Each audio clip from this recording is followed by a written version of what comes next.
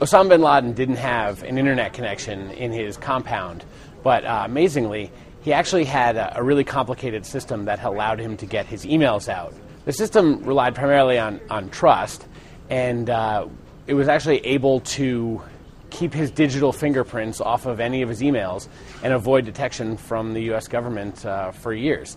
The way it worked is he would be in his compound, and he would type up an email on his computer. He'd type up a message on his computer, and he would save it onto a little flash drive, a little thumb drive. And he would then pass that thumb drive to one of his couriers, who would then go off to an internet cafe somewhere far away and would plug the thumb drive into the computer, drag the message into an email, send it, take all the incoming messages, drag those onto a thumb drive, and bring them back to the compound for bin Laden to read. Well, what they're doing right now is, they've got all these email addresses, we're being told, it could be 100 email addresses in these files, thousands of emails.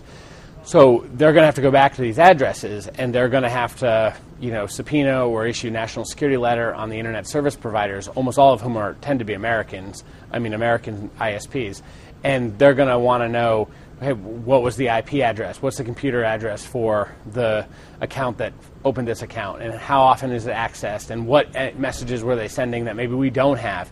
So, it's going to be this incredibly arduous task to go through all these emails and try to figure out which ones are current and which ones aren't. Because, Al-Qaeda has changed up its emails. They've adapted to the way the U.S. hunts them.